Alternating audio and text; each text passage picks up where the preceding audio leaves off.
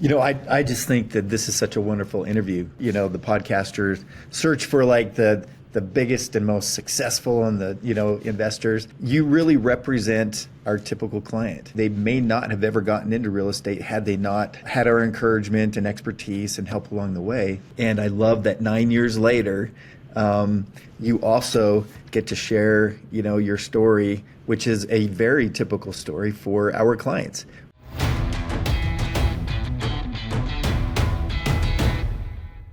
All right. Well, hello, everybody, and welcome to Replace Your Income with Kevin and Steve. How's it going, Kev? I am doing good. We've got a special guest today. This is another one of these episodes that we love to do where we get to talk to one of our amazing clients and we get to talk about her experience. And she is going to be joining us from Vernal, Utah. And I hear, now, Cheri, I'm going to introduce you in just a second, but I want to make sure that those listening realize that they may also get to hear from a couple of your office managers during the episode. You've got some office managers there with you as well, right? I do. I'm a little worried about that, but it is what it is. So what breed are the office managers? I have a 13-year-old lab. He's kind of losing his mind a little bit, getting old. And then I have a Havanese. And oh, that's awesome. Yeah, when you work from home, they just become spoiled rotten. And, it is what it is. So my apologies if they chime in. No. If they chime in and bark, we're just going to interview them. But I do want to tell you, I know what it's like to have somebody in the office that's a little older and starting to lose it. Speaking of that, Steve, how was Thanksgiving? What? When was Thanksgiving? What are you talking about? Yeah, this is our first episode, post-Thanksgiving episode. And so, Steve, tell us, what is the definitive turkey recipe that you use? Oh, the definitive turkey recipe. I am kind of, when it comes to turkeys, y'all know that I like to smoke meat. I've got my Traeger, and I do a lot of that on a regular basis. But turkey, I go pretty much au natural, and I let it baste in its own juices. I don't season it. I don't do any of that. The key is to cook it to the right temperature. After it hits 180 degrees, you give it about 3 more minutes, and then you pull it out of the oven, give it 20 minutes to kind of settle, let the juices soak back into the meat. Then you're carving it, and it is the best. Well, there we go. Now, everybody, you didn't know when you showed up to Replace Your Income to listen today that you'd know how to do a turkey, but now you do. You've heard it from the master, the grill, the pit master himself, Steve Earle, how to do a turkey. Well, thank you for that, Steve. I believe that we are all enriched as a result. Absolutely. Anytime anybody wants to come over for a little demonstration, I'll have a turkey ready to go. Awesome. Now, went a different route. I brined a turkey for 24 hours, and then I smoked it for 9. But it turned out awesome. And I dare say better than your turkey. Could be. We ought to have a little turkey cook-off. I'm hearing a little challenge. That'll be next year on the Replace Your Income podcast. We will have the Great Turkey Challenge of 2024. And I can't believe I'm saying 2024 because we are really close to 2024. And now as we conclude this year, 2023, it's been a crazy year. We've seen from a real estate standpoint, we've seen all kinds of things. And before we really bring Cheri on and we start to talk through her experience, Steve, I think it would be really good just to kind of give everybody a little bit of a state of the union from a standpoint of what we're seeing in the real estate market right now. And we were talking a little bit about this yesterday, but we love to kind of keep everybody up to speed on what are we seeing, what's happening in the market. And we've talked a little bit about this in some of the more recent podcast episodes, but I think the big thing that everybody should probably be aware is that right now, we've been telling you for the last, forever, that now's always the right time to buy. And I don't know how much more emphasis and importance we can place on that because we are seeing in real time the pendulum truly starting to swing from a seller's market really to a buyer's market. So let's talk a little bit about that, Steve. What are some of the things that we're seeing both here locally in Utah, but then of course nationally that's indicating to us that we're moving a little bit more or are squarely in the middle of a buyer's market? The market it's been a really interesting market throughout the year. But in terms of it becoming a buyer's market, that transition really began to take hold about, June, July. And we began seeing the opportunity to really ask for seller concessions on the buy side, on the buy side, which we haven't been able to do that now for several years. Now it has become part of our every single offer. We are asking concessions all the way from a price reduction, and not just a price reduction, but a price reduction and concessions of 2% that we typically use to put towards buying down the interest rate.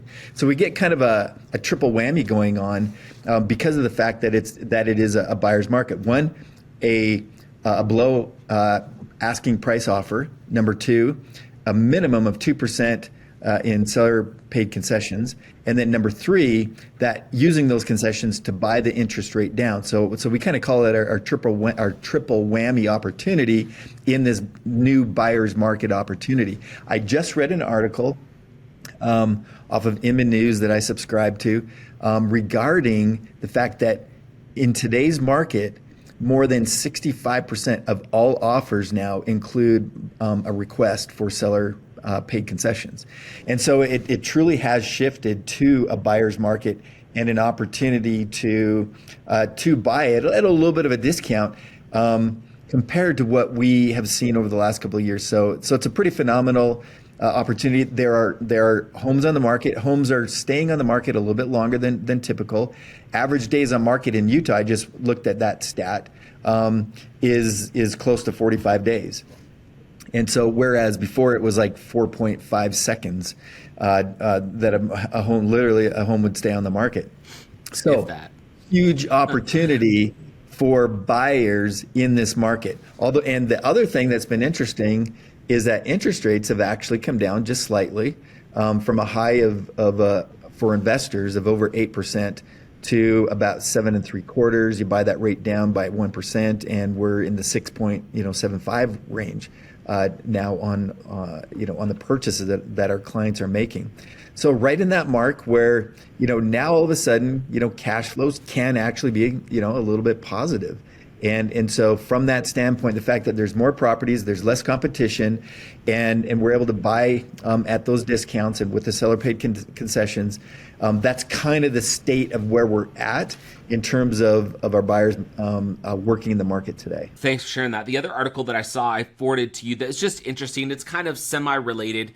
I think that people love to look at what are the big names in business or finance doing? And we just saw an article today from Yahoo Finance that Jeff Bezos is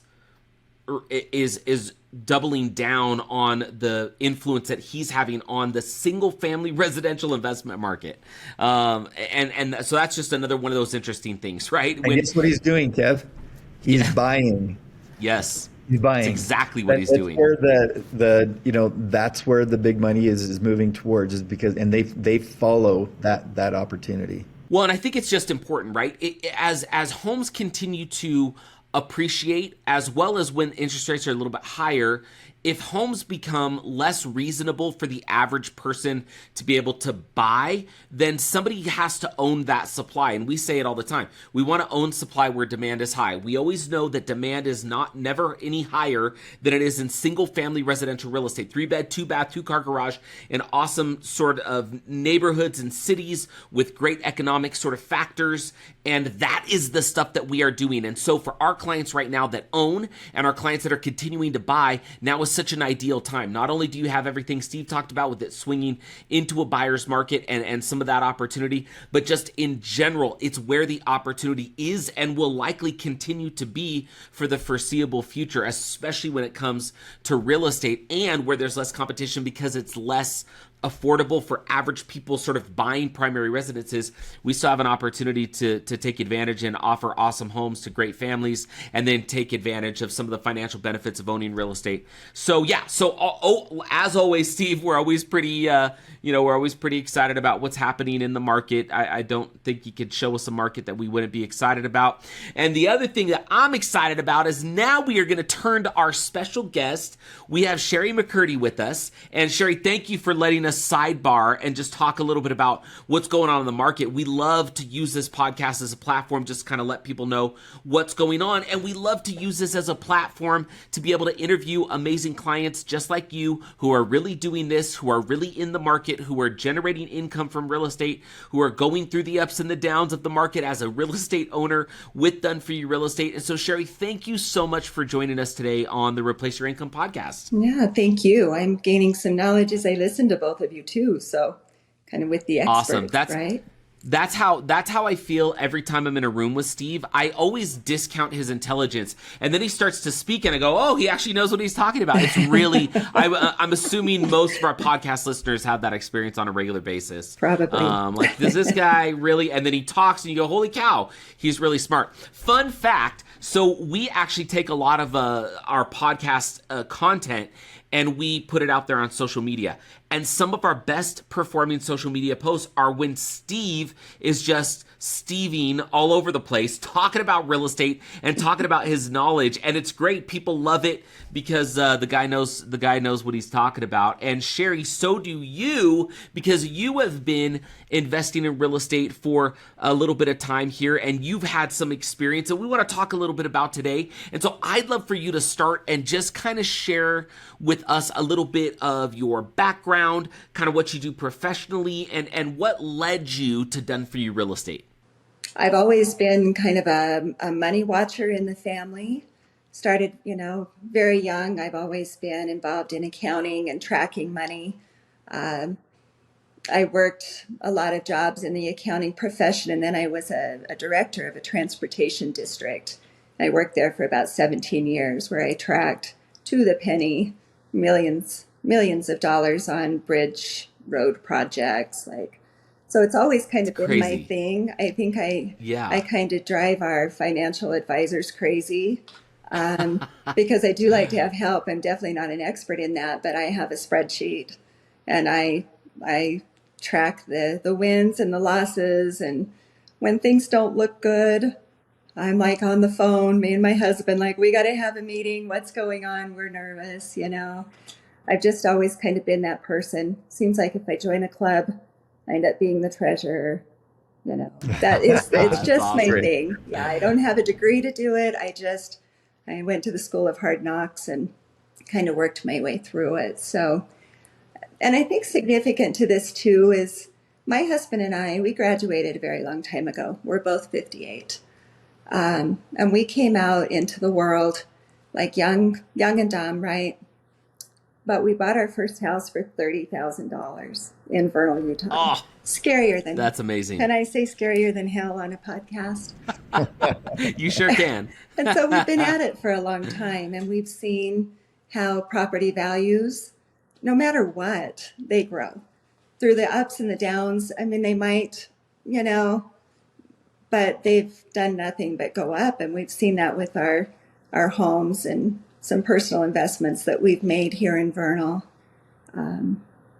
Property, even some of our investments that we've done through our investor, they still invest in property. So it's just always felt like a wise thing to do. That's great. Can I ask you, what year did you buy a home for $30,000? Oh, let's see. Let me think about that. Probably 88. 88. And what would you guess? Do you guys still own that home? No, but now it would probably sell for $240,000. I mean, Isn't that crazy? It makes it really hard when you go buy a car, and they're like, the nicer cars are like $75,000, and you think, oh, we bought our house for $30,000. Yeah. I mean, I probably have so steep true. feet on age, but it's hard, but it does, when you reflect back on that, you're like, wow, we've got enough age behind my wife and us. I, we bought our first home in Provo, Utah for $72,000 in 1996. And that home today is worth, in the high 200s now. It was a very small, just this nice little brick home in an older neighborhood. And the power of time is there's There are some benefits, Kevin, to getting older. Yes. Hey, look, these crow's feet are for naught. I know about getting older. My kids remind me all the time how old they think I am. And so while you have a few years on me, Steve, I am also, look, when I stand up from sitting on the couch, my knees let me know that I'm not exactly 22 anymore, okay? But, I didn't buy my first home until 2007, but I bought it in Orem, and I bought it for right around 200,000, and, it's today it's worth right around $500,000, and so even just in that sort of short time frame, you see it. And so and whenever we have a conversation like that, what I think is so imperative for people to understand is the earlier you buy, the better you will be. And that, to me, that's a blanket statement, right? So the sooner or earlier you buy, the better you'll be. And that means, that's why on this podcast, Steve and I say all the time, the best time to invest in real estate was 20 or 30 years ago. The second best time to invest in real estate is today, right? It's just like planting a shade tree. We talk about that all the time. For the very reason that there is this multiplier of time, that we know that time is going to exist no matter what we do. We don't know what effect time is going to have on real estate, but like you alluded to, Cheri, we know that over time, that real estate is going to appreciate. And if we're able to be patient, we're able to give it time, it becomes this magical thing. And I don't know how often we've said it on the podcast, Steve, but I just always feel so obligated to reiterate to anybody listening that if you are still waiting and you are still on the sideline, why? You must enter this market. You must enter the fray. You must get off the bench and get into the game. You've got to get to the plate, because you are never going to get on base if you don't take the first step and get out of the dugout. And that's for us, that may be buying a primary residence. That may be partnering with somebody on a property. That may be buying your first investment property in a DFY market, or even somewhere else that's not a DFY market. That, whatever the case is, we just know that real estate changes financial lives, and you've got to get in as early and as soon as you can. So, Cheri, two questions for you. What's been kind of the most difficult thing about being a real estate investor, number one? And then what has been like the best thing for you about being a real estate investor? Well, and Cheri, before you answer that, let me back up. Maybe tell everybody what your portfolio looks like today, so they kind of know, what you've purchased, how long you've had the home, sort of what that journey's been. And then if you would kind of, caboose that with what Steve just said, that'd be great. Okay. If I get off track, you remind me. So, okay. So in 2014, we bought a property. I think it's 2 bedrooms. It's just a small piece of property in Kissimmee. We had a IRA at the time, kind of sitting back. My husband had changed jobs, and we just had that setback. And we used that to purchase the property and rehab. It was scary. We just built a new home. We were kind of tapped out getting into the home, which again has appreciated beyond our imagination. But we bought the house, I'm going to look at my notes here, in Kissimmee for about $108,000. And we did some rehab on it, put tile in, $115,000 investment. And you bought it in an IRA, right? Yeah. So it was a self-directed IRA. Yes. Okay. Yeah. So we did. And it was nice. We had a lot of help with all the rules, all the things that you can and can't do. We've never seen the house. That's kind of crazy. We've seen pictures, and, we watch the storms come through, and we cross our fingers everything's going to be good. But it's kind of odd because we have not physically been to the house. And that was a really hard thing for us to kind of wrap our heads around, because we like to be involved in things. So we've owned that 9 years, right? Well, my last CMA that Done For You did, we're at $292,000. So crazy. By far, I know, I wish I would have bought. It's that, shoulda, coulda, woulda, because I had a change in my job. And walked away from that. And so we didn't continue investing, and I kind of kicked myself in the butt for that. But I ran an analysis in my accounting program of the rent that we brought in on this alone. And, you know, there's expenses against that, but we have brought in $114,000 in just rent alone, which is about our Wow. purchase price. So That's amazing. the cash flow has been really good. You know, we had one storm, we replaced the roof. That was great. Challenges have been, we started off with a management company that was not extremely on top of things. It made it really difficult. You've got to have a good company to work with. That drove me nuts because I'm a hands-on kind of person, you know. And we made a change a few years in that's been really good.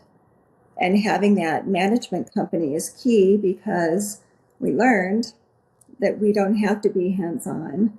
Like, we don't have to worry about the leaky toilet. We have a guy that calls to get that fixed for us. And it's just taken care of because we have a good management company. They've been fabulous to work for. Insurance has been kind of a problem, to be honest. It's an older home. There's a lot of rentals in Florida. We got dropped on our insurance after we had the roof claim. Kind of had to struggle, find new insurance. It was fine. Lost a few nights' sleep. We took care of that. We have that all taken care of now. Yeah. So one thing I find interesting is a lot of times, you know, we have clients on our podcast, and they've bought like 10 homes or 15 homes, and they have this grand, you know, story. What I really like about this conversation is you purchased one property, and let me ask, like, how has just that one property impacted your lives? Like, what has that like meant to you, and what do you think it will mean to you as you approach retirement years?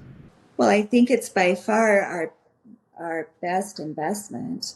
You know, as I told you, I track that on a spreadsheet. You know, we're taking that income, which is around, I think, $1,500 a month, and we have very little expense against that. So then we're reinvesting that income. So we're getting the growth on the house, and then we're getting the reinvestment of the income, and then we're getting, you know, like when we retire, we can either just take, you know how that works. You either take the rent, and you know, or however you want to do it, whenever you need it, I guess, kind of thing.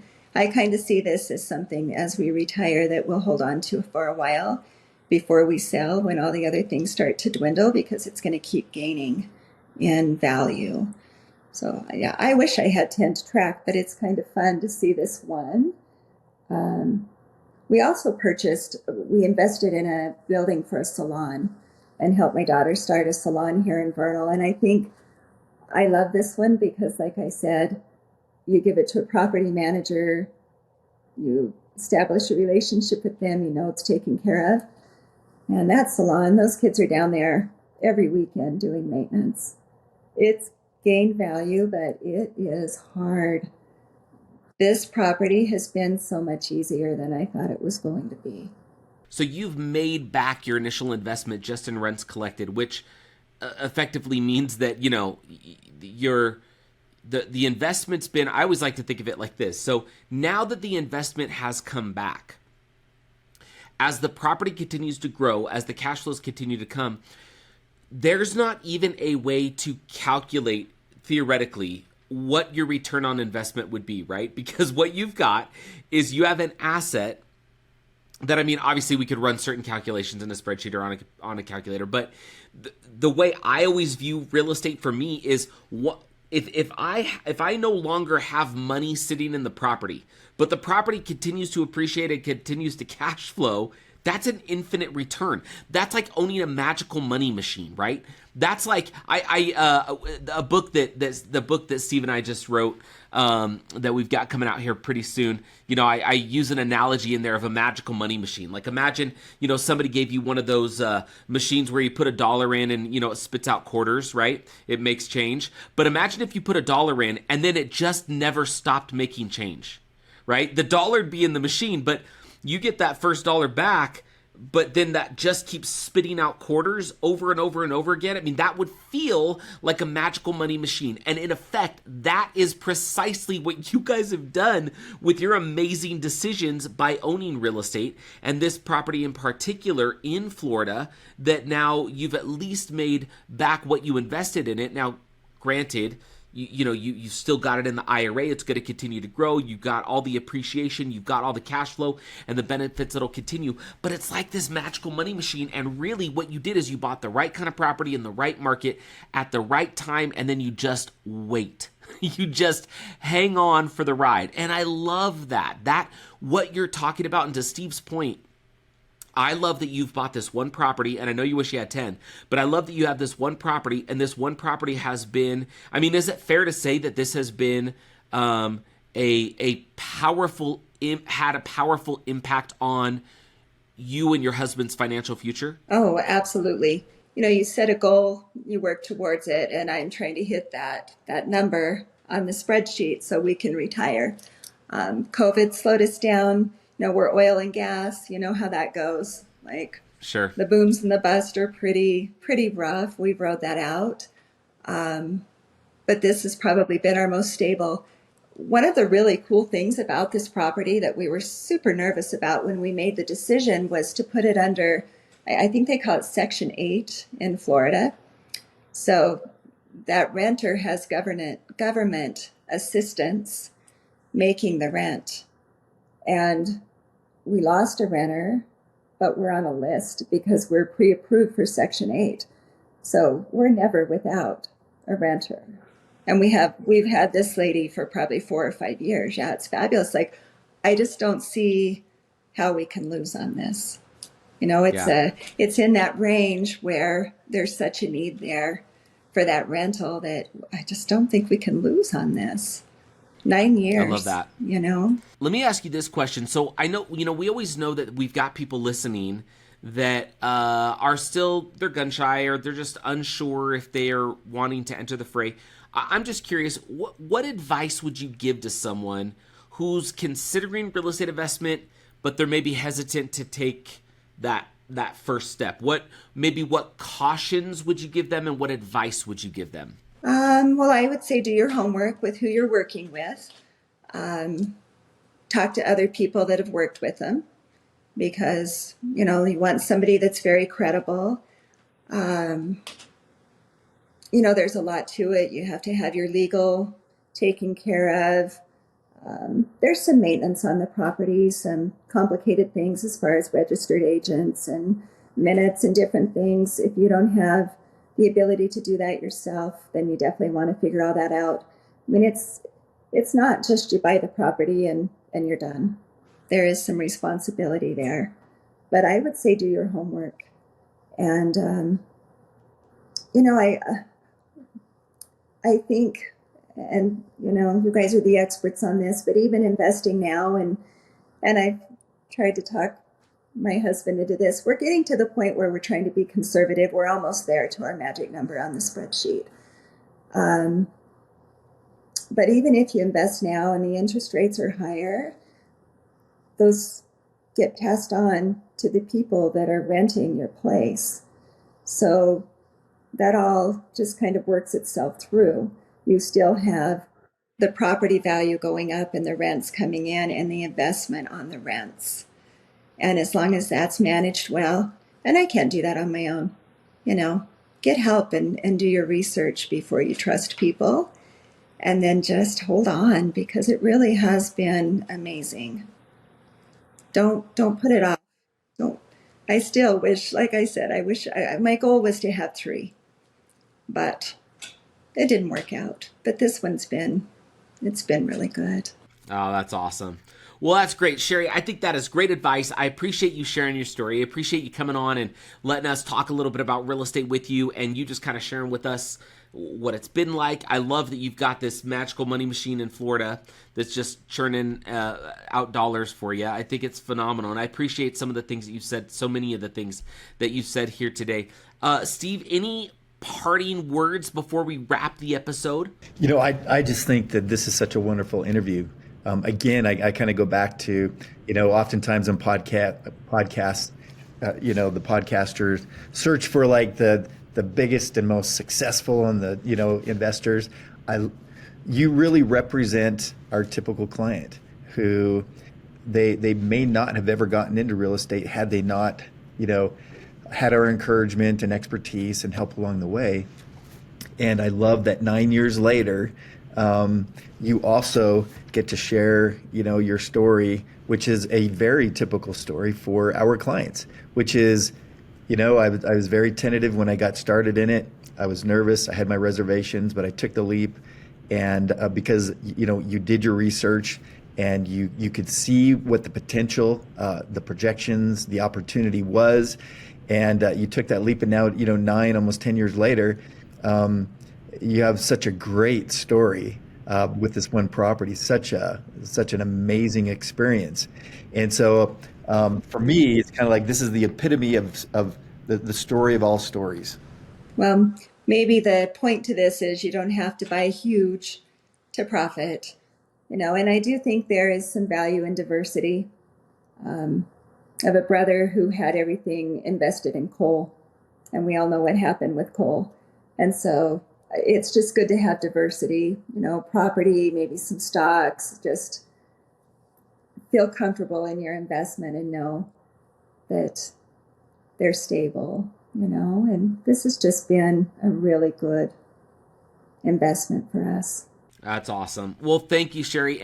And folks, if you're listening, what Steve just reiterated, what you just heard from Cheri, what I love so much is we talk all the time about real estate is a function of stacking micro wins, right? It's little win on top of little win. It's not swinging for the fences. It's not knocking it out of the park. It's doing the right things consistently. And then over time, it yields fruit. The whole idea of Moneyball real estate or micro wins to millions is make the small effort, stick with it, and those things stack over time and compound into something really amazing and really magical, like the property that you have, Cheri. And so I love your story. I love that you were willing to come on and share it. Thank you for your time. Thank you for your advice, Steve. Thank you for your words of wisdom.